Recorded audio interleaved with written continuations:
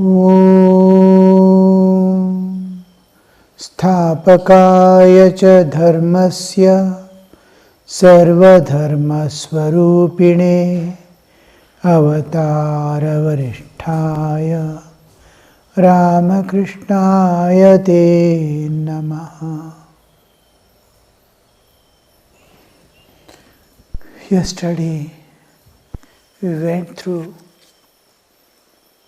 unexpectedly how to sit for meditation,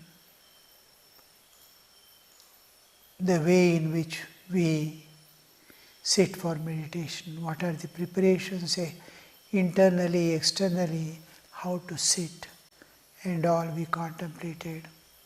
We had to take 20 minutes more unavoidably, and most of the things have completed in that. Anyway, today we will continue with the Gospel of Sri Ramakrishna. Before that, we were seeing the concept of temple and worship. It was noon, the worship was over, and the food offerings had been made in the temple. The doors of the temple were shut. Sri Ramakrishna sat down for his meal. Narendra and other devotees partook the food offerings from the temple. Here we see what is the purpose of temple, what is the purpose of idol. We are going to keep in this shrine a stone image or a photograph. The whole concept behind it is divinize yourself and fill with divine, and every aspect of your life and existence be associated with the divine. You are eating food, let it be attached to the divine. Whatever you do, you see, you talk, you do all activities of life, see that every aspect of your life, in every field of activity, whatever you are, from birth to death, the whole thing, the Jivana Yatra, the journey of the life must go linked to the divine. So various sages have thought over how to remain in tune with the divine, how to remain in tune with nature, and how to remain independent of bodily existence, which is of great bondage. And this awareness, this understanding is the temple concept we saw in the last class. In Vedic times, there were not temples but satras, where the discussion on the wisdom, knowledge, all aspects of spiritual life and experiences were discussed. Later on, as the man's awareness from the high level of consciousness started falling down to the bodily level, they found it very difficult to stretch themselves to the beyond. As the time passes, the changes will be there. Now we have stooped down to low level of materialism, bodily enjoyments. Most of us, we don't think of an existence of something called God. Not only that, we deny, we cannot even understand there is just like this world. Einstein says, the physical world itself, our senses, only 5 senses we have backed by mind, and these 5 senses have limitations. Suppose I don't have one sense, suppose I don't have, much of the world disappears. Suppose apart from 5 senses, I have one more sense organ which can perceive something else of this world, of this universe, then one more dimension I am entering into. Just like sound dimension I entered through the ear, the visual dimension I enter through the eyes, through touch. All these five senses I have: smell, taste, and these have extremely limited. Only that much part of the creation I can see within this limitation. I can't see far off. I can't see minute. Bacteria and all I never see. I can't see, my eyes cannot perceive. There is no proof of existence of a bacteria or a virus because I can't see. Some instruments depict. And similarly, vast universe exists beyond our perception in the world itself. Whatever the other dimensions of the creation, then what about the transcendental aspect in which the millions of universes are floating? So these are very difficult to reach, but it's not impossible to reach. This is very difficult to explain to a person who cannot stretch his understanding to that level. It is exactly like a blind man, you are trying to explain one sense he doesn't have, eye, and I am not able to tell him what light is, what seeing is. If you, in any way you convince that there is a thing called light and there is a thing called seeing, he accepts it to some level, but he denies. His heart denies. Because he can never understand what it is till he gets eyes. Similarly is the transcendental realm. And as the time goes, it goes in a cyclic order. We see everything in this universe going. Similarly, human awarenesses also go from time to time in cyclic order. It goes to the lowest level of materialism, bodily existence, only enjoyments, to the highest of the transcendental entry. So as it comes down, we see the human awarenesses. He wants happiness. He wants unlimited and unbroken joy. But he cannot reach that. He is under the karmic load on one side, and he is unable to disconnect himself from the bodily existence on which the karma is acting. He can find himself. Nature, the proof of existence of the important part in the temple concept is God, the infinite, eternal existence, formless. In the Western religion, we have the Nirakara, for God as formless. But Nirguna concept is not very common, or it is not there. Nirguna, guna, qualities also are not there for God. Nirguna, Nirakara. Because guna, the qualities, we say God is merciful, He is most compassionate, He is omnibenevolent. All these terminology we use, qualities of God, what God is. The Western religion, they don't accept the form, God as having form. They accept the guna. Now, the thought of guna, quality itself it has taken the form. Now, what you can conceive through mind has already taken form. It has taken the form. Now, I say God came in the form of air. Now, when I say God came in the form of air, I can't see it, but I can perceive, and there is a proof of existence of air. So, this perception. Now, when I say God is Nirguna and Nirakara, they go together. Saguna and Nirakara with qualities. The attributes are there, qualities are there, and there is no object, corresponding object, gross object or any subtle object. It is not there. If you say, we don't see any quality independent of a basis, adhara. Adheya cannot be there without a adhara. Quality is there means something on which it is. Now cold. What is cold? Air is cold. The water is cold. There is a adhara, water, which is cold.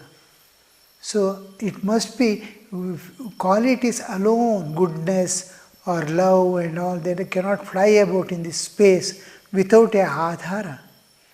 So that adhara itself in which you conceive. Now when I say love, immediately you understand what is love. It is abstract understanding. It's an abstract thing. But still I conceive what is love. Because I have seen love manifesting in various people in various ways. Mother's love, friends' love, husband and wife love, children love. All these loves I have seen.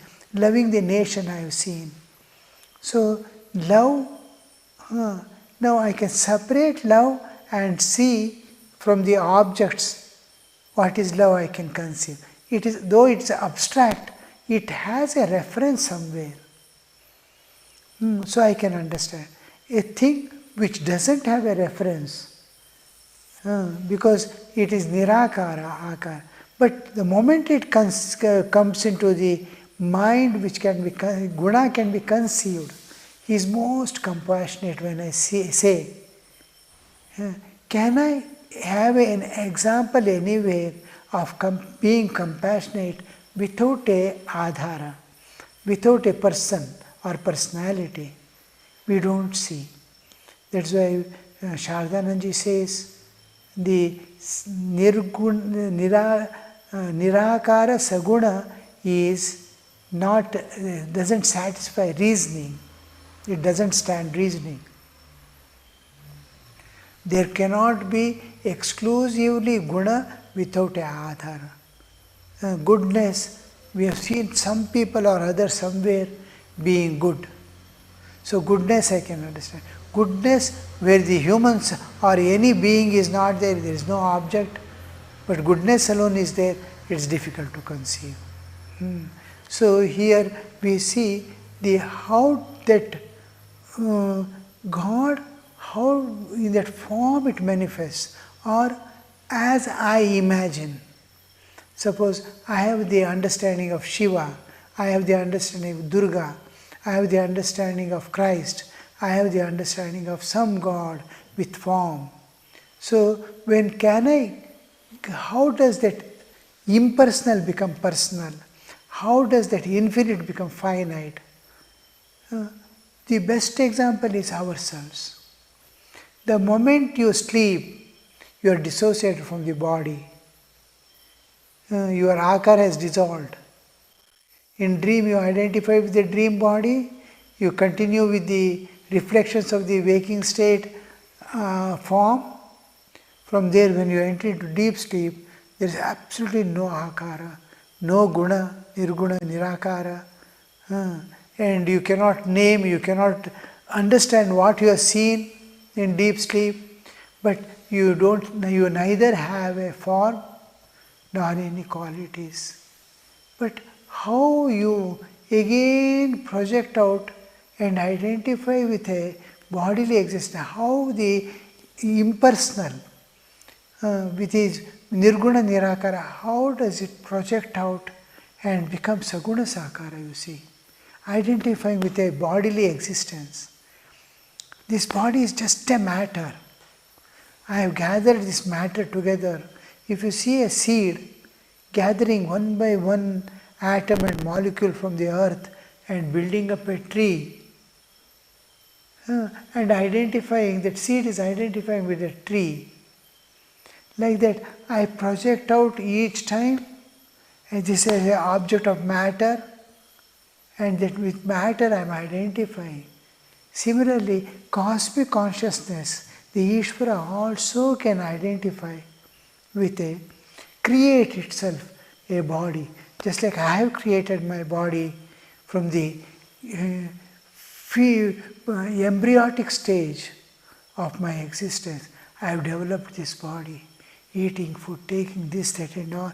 I have become like this now. and I am responsible for creating my own body and identifying with it. How the Nirguna Nirakara, my formless aspect, is becoming with form. We can just take this as an example to understand how the infinite, eternal, unchanging reality, the impersonal absolute, is going to become personal absolute each time, or can take up a form and manifest in front of any jiva who aspires to know and understand. This we can clearly understand. This is how we have clear and specific understanding of, see, Hinduism has gone far beyond all the limitations. How you turn inward, one by one layer you are going to cross, Annamaya, Pranamaya, Manomaya, how much, just like you enter into sleep, you are separating from the bodily existence, knowing yourself to be independent of the body. In meditation, you are transcending the whole external universe and entering the beyond and experiencing it. So it is not something that it is a concussion or something of the mind. Mind has created something, and it is only an imaginary thing called God. Sri Ramakrishna again and again says God can be realized, He can be seen, He can be talked to, you can touch and feel, more real than I am seeing you now. To Naren, he is very clear in explaining God is much more real than I am seeing you now here, because we are going to the higher reality as my consciousness expands, or as I reach the higher levels of consciousness. More and more conscious, more and more reality. We are in the middle. More and more unreality we go down, Atala, Vitala, Sutala, and more limited, more darkness. From human is at the middle level. I can similarly go to higher levels of consciousness, expand myself, higher light, higher freedom, higher joy. So we are going towards reality. From lower truth to higher truth. Each is a step made up of truth and truth alone. So we expand. So here in the concept of the temple, two things we must remember. Why there is temple? I want to associate myself with the divine my whole life, from birth to death, at every level of my existence and in every field of my activity. So while eating, I am taking food, let it be offered to the divine. And let me eat, instead of food, let me eat the divine. Let me see the divine with the eyes. Everywhere I move, why do I need divine? Because in everyone, each human existence is made up of three natures: animalhood, humanhood, and divinehood. Animalhood binds and gives maximum suffering and maximum bondage. I am a slave. Then a little higher is human, where I have little more freedom of understanding. I can, instead of being totally body, I can be little higher of myself, being heart and mind. Then still higher, I am divine. I am purely divine, unassociated with the whole aspects of creation. I have nothing to do with the entire creation. All the lokas, the sattva, rajatama, all the qualities with which the whole universe is made, I have nothing to do. I am pure divine spirit. So total freedom, absolute freedom for eternal freedom from the nature. When I become divine, I am totally free from all bondages and all sufferings forever. So I have to manifest my divinity. I must be associated with divinity. I must be able to see divinity everywhere. This perception of divinity, being divine, seeing divine, dealing with divine, and filling myself with divine. The whole thing, there is no bondage, there is no suffering, there is no limitation. When the moment the divine appears, all the differences dissolve. Racial difference, religious difference, linguistic differences, whatever, professional differences, all differences dissolve. In gender differences, all dissolve in that divinity. There is divinity and spirituality. There is no difference. There is one existence. So all differences dissolve, all pain and suffering, bondages dissolve, and you are fully 100% totally free from all things of the nature. This is why we stretch ourselves to be divine, to be in contact with divine, to be associated with divine, to manifest our inner divinity.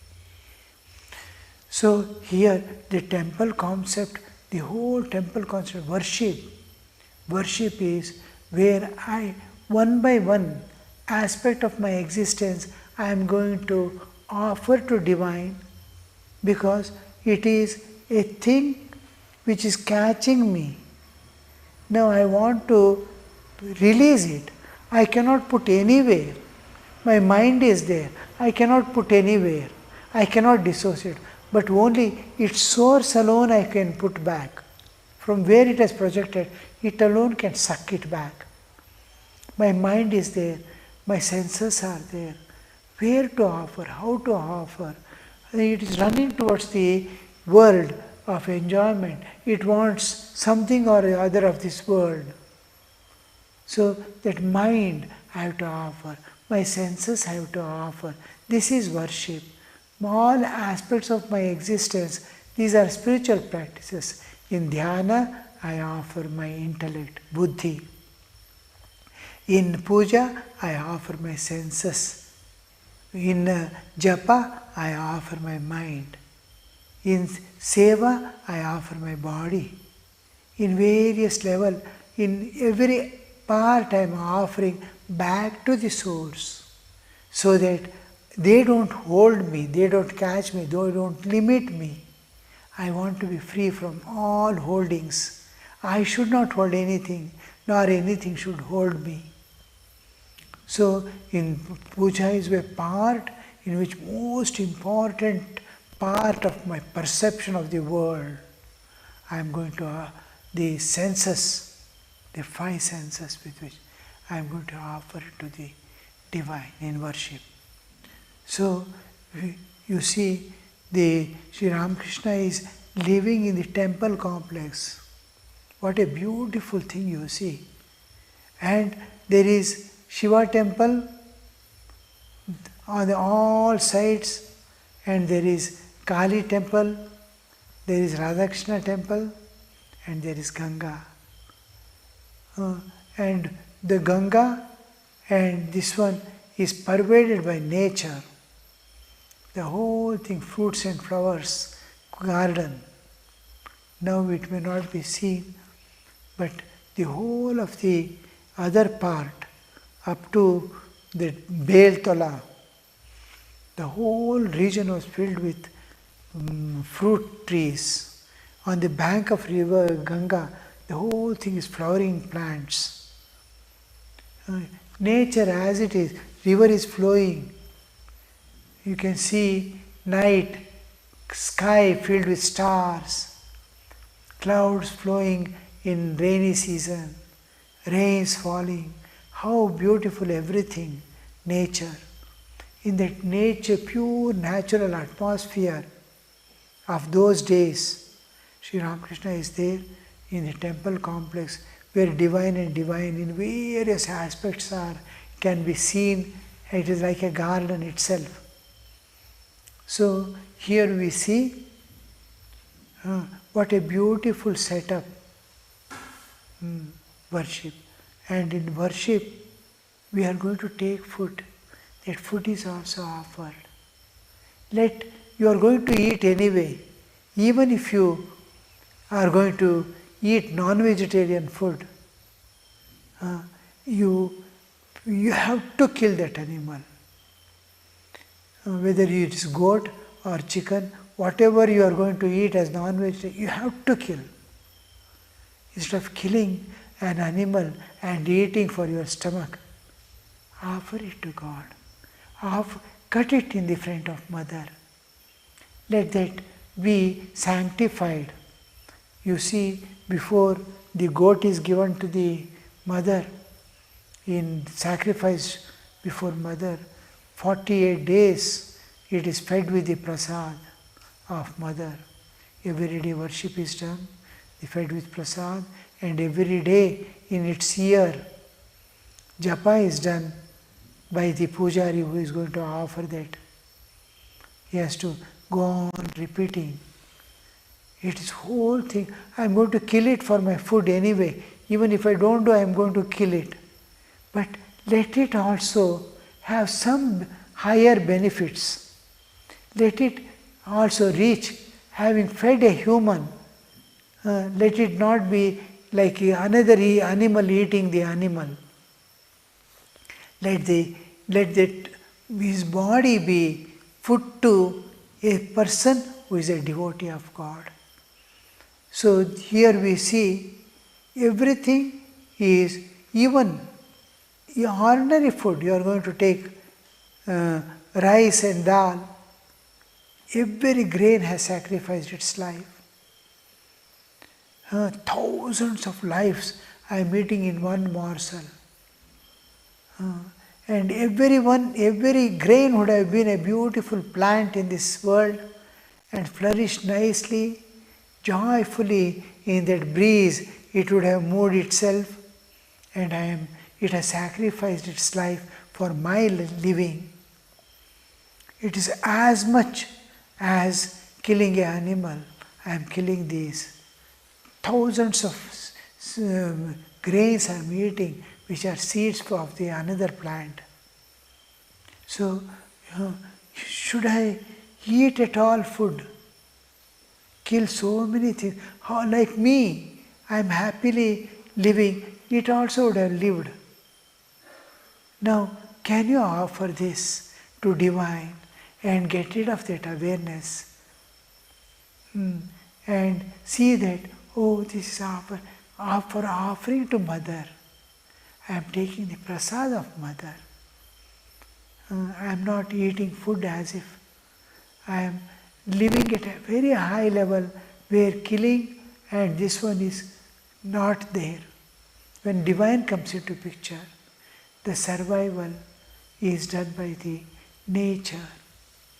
So here we see the concept of the temple. What is worship? The worship is over and food offering has been done in the temple. What is this food offering? Food offering is divinizing every grain that is going to become your body. It is divinized. Everything will have the vibration. You see, the potter is making the pots with his hand. Whatever he utters, whatever he sings, while doing, you can later on, if you have proper instruments, you can take out what he was singing, what he was talking, because it is getting ingrained. Same principle that of the gramophone. It is going to, all records are vibrations, and you can find out the vibration of every object. So it is getting divinized, where all defects and naturehood of nature is eliminated and divinehood is made to manifest. And I am going to eat that, and my body and mind, how pure it would remain if food is offered to God before I eat. So it's cause and effect. If cause is divine, the effect is divine.